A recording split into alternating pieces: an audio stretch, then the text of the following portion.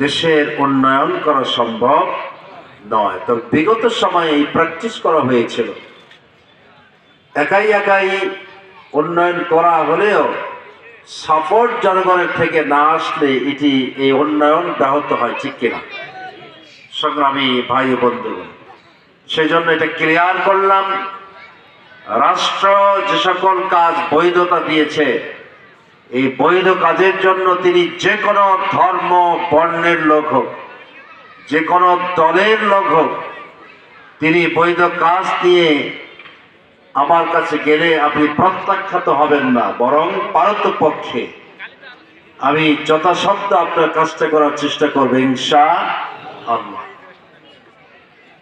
সংগ্রামী বন্ধুগণ, মাঠে ময়দান থেকে অনেক ভাই লাইফ শেষ করেছে, সে কলেজে ভর্তি হয়েছে। পাড়ার একজন লোক দৌড়িয়ে এসে ওই এলাকার একজন মরল আছে যিনি অন্যকে সাপোর্ট দিতেই চায় না, ওনাকে এসে বলছেন যে দেওয়ানি বা মরল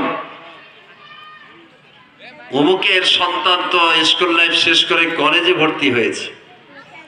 এখন দেওয়ানি বলেন যে কলেজে ভর্তি হয়েছে তা কি হয়েছে, চিন্তার কোনো কারণ নাই, সে আর অনার্সেও পড়তে পারবে না কিংবা ডিগ্রিতে পড়তে পারবে না।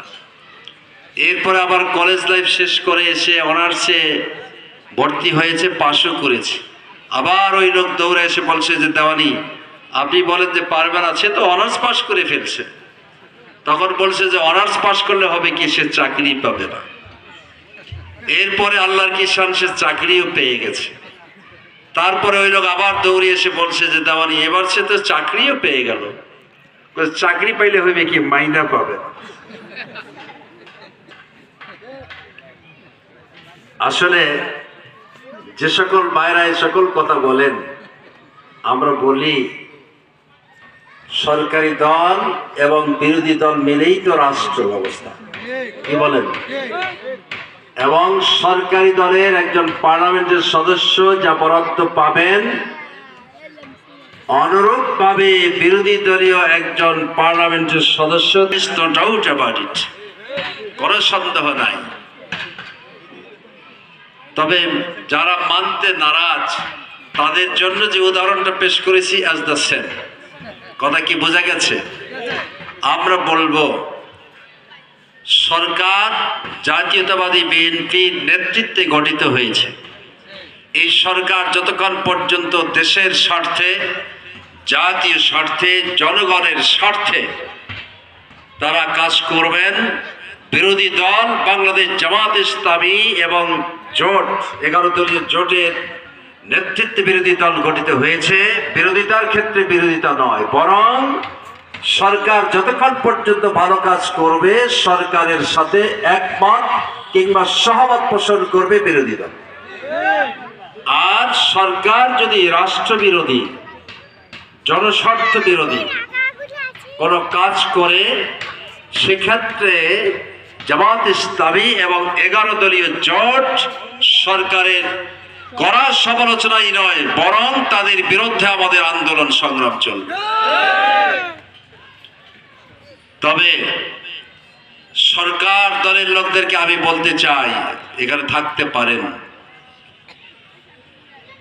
আপনাদেরকে বেশি সহিষ্ণুতা দেখাতে হবে, আপনাদেরকে অধিক ধৈর্যশীল হতে হবে। সরকারকে যদি আপনি 5 বছর টিকাতে চান, তাহলে জনগণের কাতারে এসে সামিল হতে হবে। জনগণকে কষ্ট দিয়ে, চাঁদাবাজি করে, ধমক দিয়ে, সন্ত্রাস সৃষ্টি করে আপনি সরকারের 5 বছর মেয়াদ উত্তীর্ণ করতে পারবেন না। 5 বছর আপনাকে সুষ্ঠুভাবে এদেশের অর্থনীতি, এদেশের রাজনীতি, এদেশের সমরনীতি, এদেশের স্বরাষ্ট্রনীতি, এদেশের পররাষ্ট্রনীতি, সকল ক্ষেত্রেই বিরোধী দলকে নিয়েই করতে হবে। সরকারি দল আর বিরোধী দলের সম্পর্ক হবে তেমন, আপনি যদি বাসে ওঠেন, বাসের ব্রেক থাকে কিনা, কথা বলতে হবে। বাসের ব্রেক আছে? আছে। আপনি যে সাইকেল, ন্যূনতম একটা সাইকেলও যদি কেনেন, তার কি ব্রেক আছে? ব্রেক নষ্ট হয়ে গেলে ব্রেক ঠিক করেন কেন? যে ব্রেকটাই আসল, এই ব্রেক না থাকলে আমার দশা কাহিল।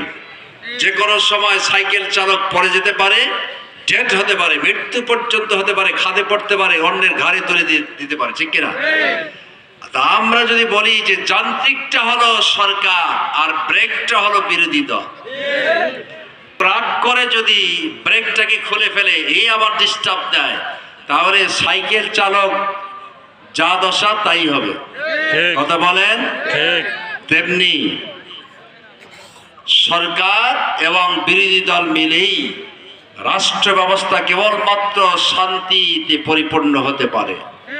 এককভাবে সরকারি দল রাষ্ট্র ব্যবস্থা তারা সুষ্ঠুভাবে চালাতে পারে না। এজন্য বিরোধী দলের ভূমিকা অপরিসীম। এবং আপনাকে আরো মনে করে দিতে চাই, সরকার যে সকল কর্মকাণ্ডে স্বার্থ বিরোধী কাজ করবে, জনগণ কিন্তু বিরোধী দলের সাথে থাকে। কথা বলেন? কার সাথে থাকে? বিরোধী দলের সাথে। আমরা চাই সবাই মিলে, সরকারি দল বিরোধী দল সবাই মিলে দেশটাকে সুন্দরভাবে সাজাতে চাই। আর যাতে করে বিগত সময়ে যে প্র্যাকটিস হয়েছে, বিরোধী পক্ষকে ঘায়েল করার জন্য যে ষড়যন্ত্র করা হয়েছে, অন্যায় অবিচার করা হয়েছে, জুলুম নিপীড়ন করা হয়েছে, আবৃত কারাদণ্ডে দণ্ডিত করা হয়েছে, কাউকে কাউকে ফাঁসি দেওয়া হয়েছে, এই প্র্যাকটিস বন্ধ করতে হবে। সুন্দর বাংলাদেশ বিনির্মাণের জন্য সরকারি দল বিরোধী দল কাঁধে কাঁধ মিলায়ে আন্তরিকতার সাথে ওই পার্লামেন্ট। তাহলে প্রাইম মিনিস্টার এসেছিলেন ইফতার পার্টিতে, জামাত ইসলামীর ইফতার মাহফিলে, সেখানে কয়েকজন মন্ত্রী মহোদয় এসেছিলেন। তা আজকে যদি স্থানীয় সরকার দলের লোকেরা যদি আমাদের এই দাওয়াত কবুল করতো, সুন্দর হতো কিনা? কথা বলেন? সুন্দর হতো।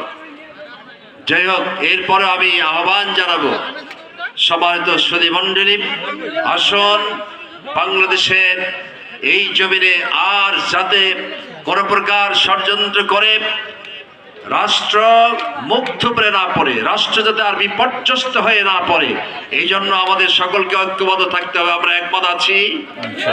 কারা কারা আছি? লিল্লাহে তাকবীর, লিল্লাহে তাকবীর। আল্লাহ রাব্বুল আলামিন এই হাতগুলো ন্যায়ের পক্ষে, অন্যায়ের বিপক্ষে, শান্তির পক্ষে, সন্ত্রাসের বিপক্ষে রুখে দাঁড়াবার তৌফিক দান করেন।